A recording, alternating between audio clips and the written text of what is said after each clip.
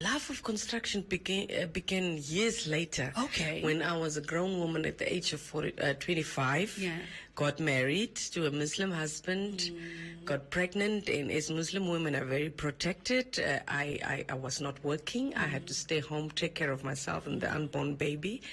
And then we purchased our first home, but the home needed to be renovated. Okay. So I was a little bit bored at home. So when he was at work, I would go to the construction site.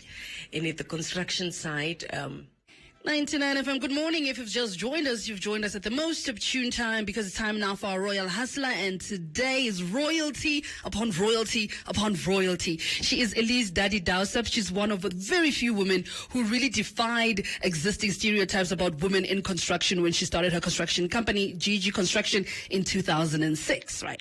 So today, she's the proud founder of the TKO Investment Group of companies, which she started in 2019, and TKO Investment started out with just like a simple coffee shop. And you know what happens when you start? Your vision grows, and so does your company. And it's really come to life as she has added a restaurant to that, TKO Tool and Hire, TKO School of Sports, TKO Talk Show. I mean, just files on files on files. And Elise also serves on various boards of trustees. And here she is right now. Such a illustrious portfolio. Welcome. Thank you. Thank you, and good morning. When you hear that being read back to you, what goes through your mind? I get goosebumps, first and foremost, when you get to hear somebody else speaking about you or talking about you. Only then you actually realize that you've worked, that you've been to places. So it's actually fulfilling, but also a moment whereby you just want to say, oh God, alhamdulillah, I've been all that. Yeah. Yes, so it's a great moment. It should be. It should be. But all of this didn't just happen overnight. Take us a little bit back where you grew up. I grew up in a dusty village, about 50 kilometers outside Rehoboth, called Chumas Park. Its inhabitants there is less than 200 or 200, or now maybe with all of us having kids, 300 or 400. Okay, we've doubled the number. Yes, but back then it was a very small village which lived from back then called the Spoorweg, the railway camps, which were coming and going, working and so forth. Yeah. So that is where I grew up. Electricity found us like 3 or 4 years ago. No. Within the independent Namibia. Flushing toilets is still not there. People are struggling to put 1 or 2 together now because the water infrastructure hasn't reached the homesteads as yet. So, I come from a humble, dusty, but all my memories, beautiful village. Right? Yes. What was one of your fondest memories there in your childhood or even in your teens? In my childhood, I remember we were going to school barefoot first and foremost, with the plastic bag with the books, and we could run races actually to get to school. It was such an exciting moment. But I remember a very rainy day.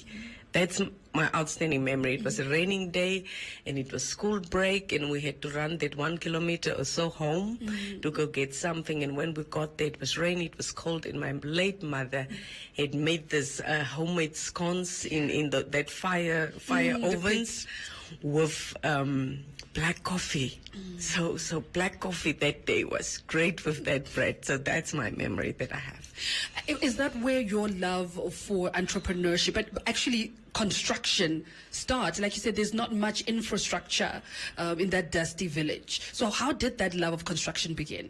Love of construction began years later. Okay. When I was a grown woman at the age of 25, got married to a Muslim husband, got pregnant, and as Muslim women are very protected, I was not working. I had to stay home, take care of myself and the unborn baby. And then we purchased our first home, but the home needed to be renovated. Okay. So I was a little bit bored at home. So when he was at work, I would go to the construction site. And at the construction site, at the construction site, I would interact with the builders. You know, they make the nicest food on the construction site. And with builders today, they will tell you all the list of materials they want, but tomorrow morning they will say we don't have this, and if you bring that, they will tell you they don't have this. And so I was running up and down with the logistics of the construction site, and that's where my love for construction grew. But the most beautiful, outstanding thing about it was that something was born from just pure earth, from nothing. Yes. Such a beautiful, massive house could have been built. And the humbleness of the people doing it, you know, so much skill and all that. And that is where my interest grew, that making something from where there was absolutely nothing. Yes. Okay, we'll have to take a pin on that just a little bit, go to an ad break, and then we'll be right back. I love it, making something out of absolutely nothing. We're coasting there with Victoria Monet, touching back with Elise Daddy Dowsep, who is a woman that started her own construction company in 2006, and in 2019 started TKO Investment Group. We've already spoken about her beautiful childhood in a dusty town of Rehoboth, coming home to black coffee and buns one very raining day where she came home, one of her fondest memories, and we left it out at building something from nothing. Elise, let's talk about that. Let's talk about GG Construction in 2006 and the birthing thereof. Okay, so immediately once the construction was done, I went to work at Arc Trading Building Supplies, which was owned back then by a German lady, a very strict and strong lady, and she was also my supplier when I was building my house. Yeah. But the reason why I went back to work there was because I now needed to know how exactly the nail goes into the iron sheet. And before the iron sheet, what do you need? So the whole process of how these things are just going into each other, fitting into each other. So for 6 months I worked there, and while I was working there for 6 months, I registered my company, and at home I just printed a little bit of flyers, and then I brought it to work, and I just put it at the reception desk. Yes. And while I was working there, City of Windhoek, actually, once the plan was approved, they would give it through to my employer so that they could give the budgets and all those things. And once those people were bringing the plan, as I was working, I would smile and say, if you'd like to build a house, I have a construction company. What? So that's how I started getting my construction projects. And obviously I was unexperienced, so a lot of mistakes were made in terms of the quoting. Sometimes it was underquoted, and once the project is finished, I would go home and cry. And my husband would be like, you don't really need this. Why are you doing this? And I was like, but I like it. What I'm doing, Yes, I like what I'm doing. And eventually I graduated where I started getting more houses out of town and so forth. And it's a male-dominated industry. And you have to talk, the workers are male. Yes. The supplier is male. The inspector is male. So it's not easy. Yeah. It's not easy, but you just stand up for yourself and make it look like you know something, while you actually don't know at the first. But I made it my business that I knew what I was doing. And I graduated, and my clientele grew. And obviously I had to fight off a lot of politicians, you know, jealous men. It was not easy, but I just went through all of it. And what I'm always saying is that it was not me that wanted to do all this. Allah called me because there was a difference to be made. There were people that needed small builders like me with small budgets that they had. And in the beginning I didn't understand, but now a whole lot of years later, I've developed an initiative in 2016 which is saying that in Namibia we can own a house as little as from 150 to 500,000. Which you would have never even... Yes, commercial banks before that did not even give a pre-approval for 500,000. Imagine. They would say, go find the house and then come and we'll buy it for you. So in 2016, I developed the initiative where I said, break down from the sand to the cement to the tile, to say, but a house in Namibia can cost between 150 and 500,000. Yes, and we can make it possible. Yes, we can make it possible. And we actually made it possible because because now financial institutions are fighting each other to finance those guys which are qualifying less than 500,000. Imagine. So forth. And we've put so many people in houses. So the calling then, I couldn't understand where it was from, but Allah knew that someone like me has to come and make a difference, especially to those which could not afford to own a home. Because if you see in the Namibian working class, 60-70% is actually below breadline, and these people are uniform officers, which are having this housing schemes and all those things which they could never use because a product of their income, fitting their income bill was not possible. So throughout the years, I had tears. I had to fight a lot of fights to get where I am today. But Allah made the journey possible, and today we are putting people in homes. And the most beautiful thing was, I was putting people in homes all this year, and I didn't own a house. No. I didn't own a house because back then we had to sell our house and all that, maybe owning it 2 years or so. And after that, all this time, I didn't own a house. But God has created me in such a way that every house that I have handed over, I handed over with love and with care. tears, together with the homeowner that they've got this beautiful thing. But I always told myself that one day when I'm going to have a house, Allah is going to give me as many rooms as I've handed over before. So eventually, maybe in the coming months, I will graduate to own my first family home, a beautiful home, and so most forth. Definitely. Yes, most definitely. But I'm still patiently building on it. Every brick that I'm putting, as patient as I have been throughout the years. But the satisfactory part of us, that we have put so many people in houses that has never believed that they would own a house. The beautiful part is every day when you are meeting clients, you even meet those which is 5 years left before retirement. No. And their subsidy is not, and they also, the banks and the financial institutions cannot take a risk on 5 years because a home loan is paid for 20 years. Exactly. And so forth. But then we say at TKO Investments that tell us what you have. And we will make it come true, even if it's just one room. That's what entry level, and then you see when you get your pension, obviously you build the more rooms for yourself that you have. So it's satisfying what we do every day. No, it is. What I'm hearing you say is, one, you stepped into your destiny. By God's grace, and secondly, you're a homemaker and you make dreams come true. Yes. Finally, I really do not want to even cut this interview short because you're such a well to draw from. What are some of your hopes for the future of Namibia in the business that you're in?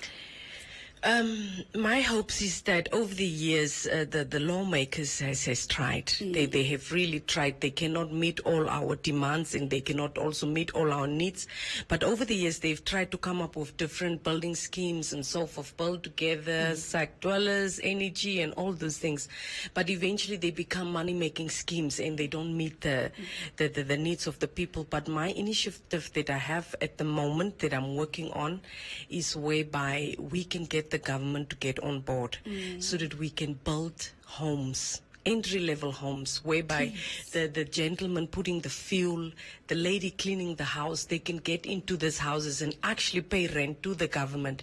But this rent then is paying off a chunk of their home loan every year. Indeed. And that there should be a number of years attached to this home loan, and that if you have finished paying this years, that you've actually finished paying your home.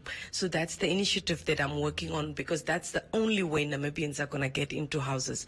When the houses are actually built, they are moving in, they are paying back the government every month as if they are paying rent to someone else. Indeed. But after that 5 or 10 years, that Then house what? should become theirs. Exactly. Yes, because right now people are paying rent and they're paying off somebody else's installment.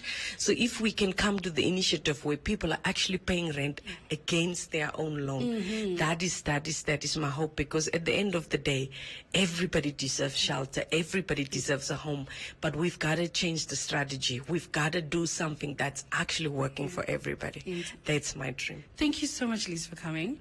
I'm going to call up on you again because, like I said, there's so much to do that we still need to dig into, actually. So we really appreciate you coming. Thank you very much, and thank you, Namibia. We had Elise Daddy Dawasup, TKO Investments CEO. She doesn't build houses. She creates homes. She creates homes. Oh, that's our Royal Hustler for this morning. Royal Hustlers was proudly brought to you by Namdeb Diamond Corporation. Good today, better tomorrow.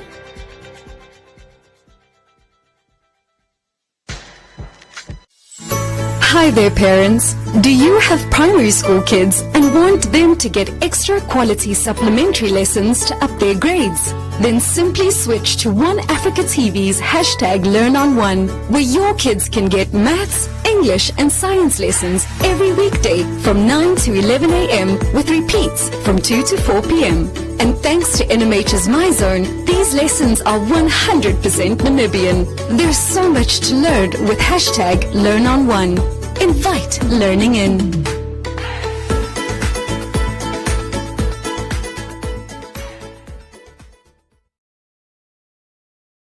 Oranjemund, established in 1936, from which point onwards CDM, now Namdeb Diamond Corporation, provided every service, the schooling, infrastructure and entertainment required for the people of the town. The winds of change is blowing over Oranjemund, which is no longer a closed town. This ship was commandeered by King Charles III, and he actually sent a knight to Spain to go and fetch some money from investors, because they wanted to go and fetch some spices in India. When we were kids, the mine delivered milk, bread, and black paper, black plastic bags for your rubbish, and cleaned your garden.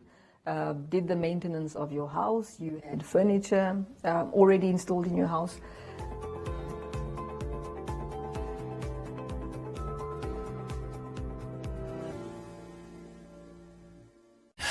Radio is incredibly popular. It's still more popular than TV in most countries. Yes. It's still doing incredibly well.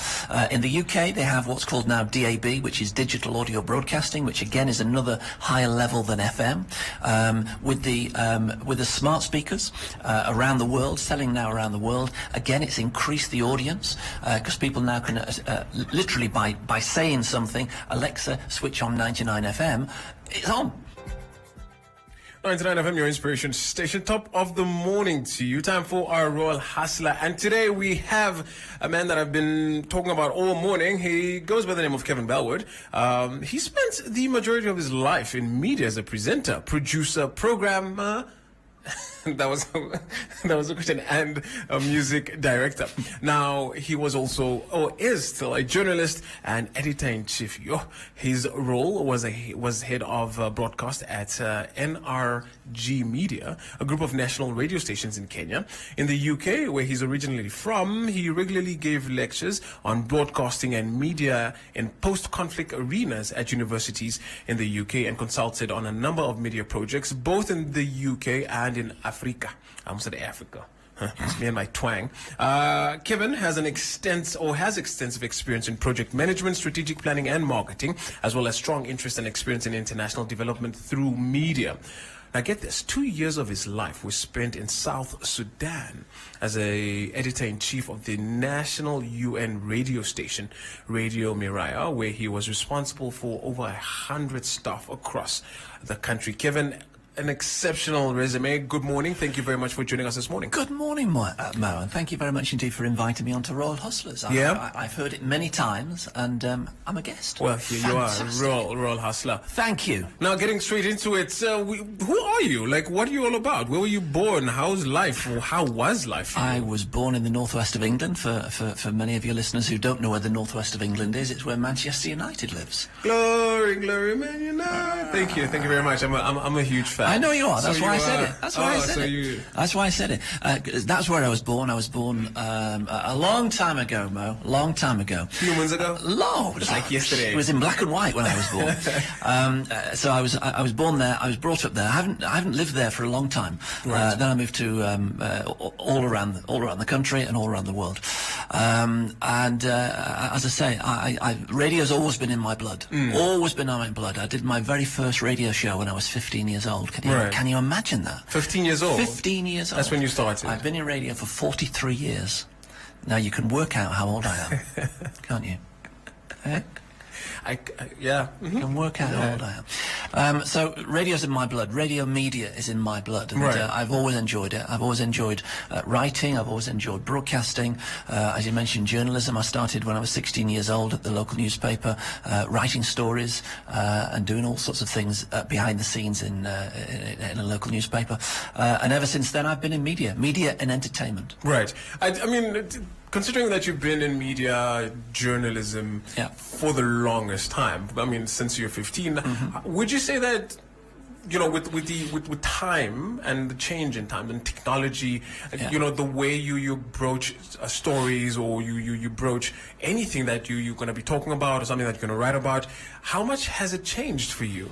Well, I think news is more or less the same as it was 25 years ago. It's the same. We're still interested in the same things, aren't we?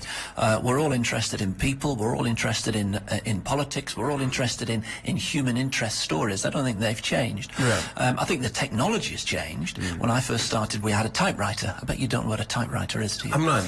I mean, just checking. Come on, checking. But we had typewriters in those days. Then, of course, we went on to computers. And now, literally, we can send a story and it can go across the world within seconds. Years ago, it had to be either telexed or faxed, or but now it's all changed. It's all changed. The technology has changed our job. I think the interest in our job and what we do is still more or less the same. I think people are still interested in more or less the same things. Growing up, you highlighted that you started off when you're 15 years old and in the sector. Was that your biggest dream? Did you have anything else that you wanted to pursue, like a footballer maybe for Manchester? No, you know what? I must be the only Englishman that's not really interested in football. I actually used to do karate. Well, I still do karate. I started karate when I was 13 years old. And I still do karate today. My dad still does it. He lives in the same place that we've always lived in, the northwest of England. And my dad's 91 and he still does it as well. It keeps you young. Keeps you young, man. Keeps you young. So karate was my main thing rather than football. But, you know, growing up in those days, you either did football or you did something else. But, and football, of course, all my mates were all playing football. But no, karate was my thing. We're going to have to take a quick break, but when we do return, we're going to be delving into the business of things. Fantastic. As it were. Kevin Bellwood is our role hustler for this morning. We'll be back.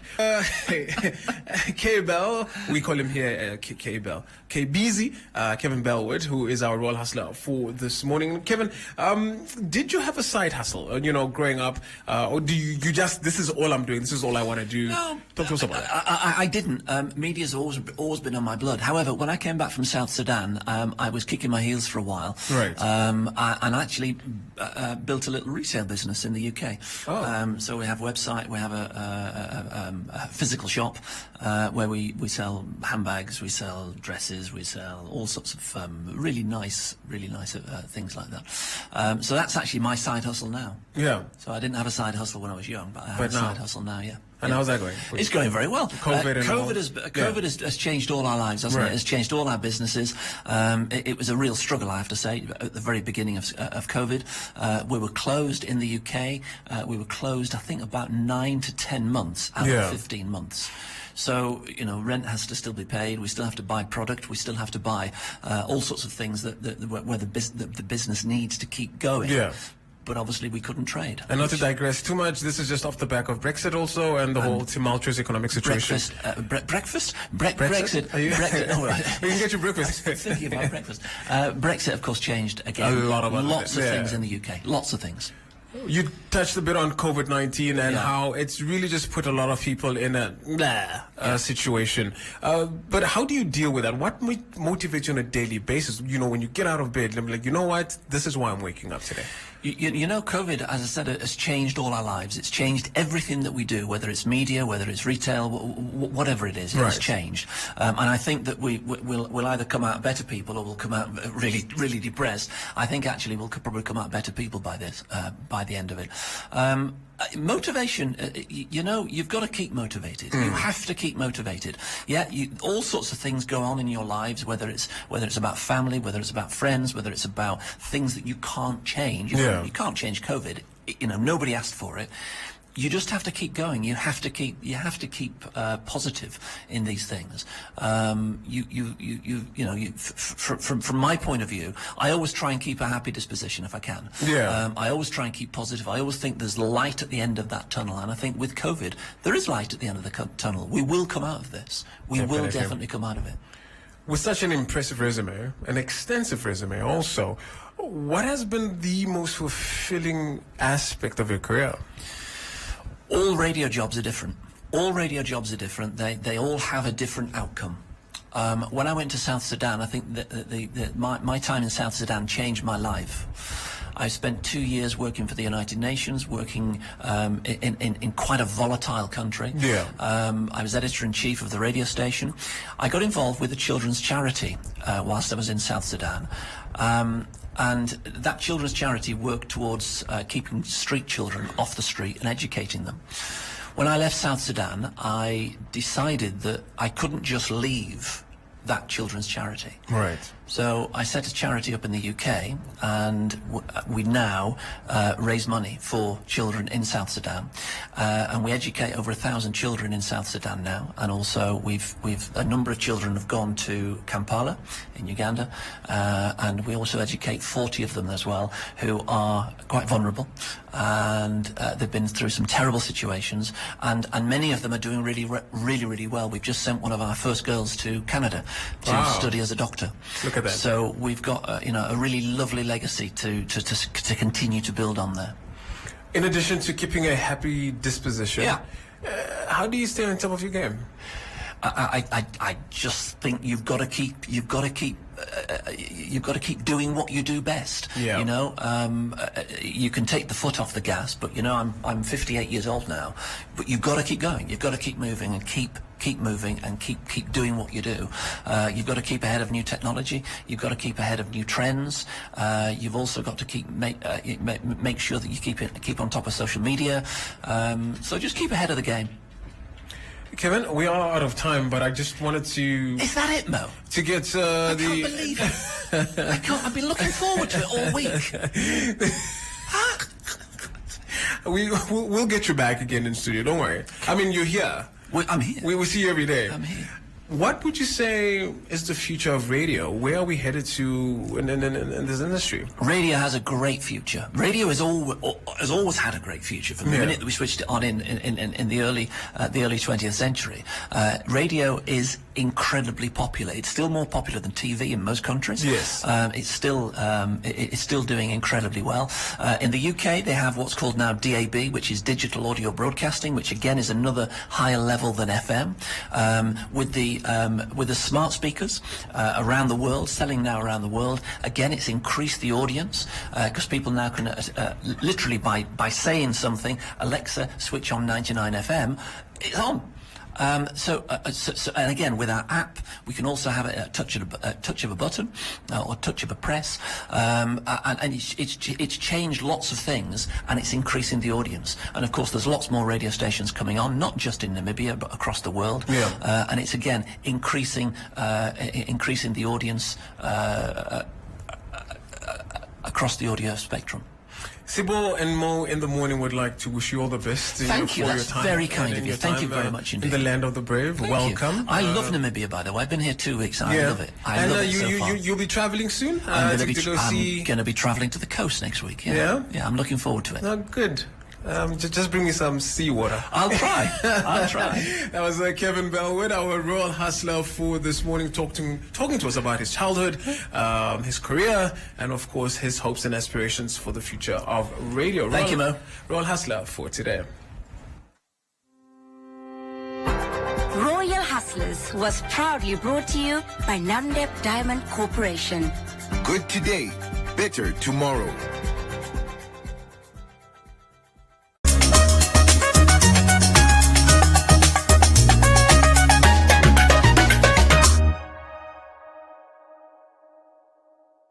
Akiri, akiri, akiri, akiri. We love to wash our hands, and this is how we do it. Wash, wash with clean water. Scrub, scrub, scrub with soap. Rinse, rinse with clean water, and then the germs will go. We love to wash our hands, and this is how we do it. Wash, wash with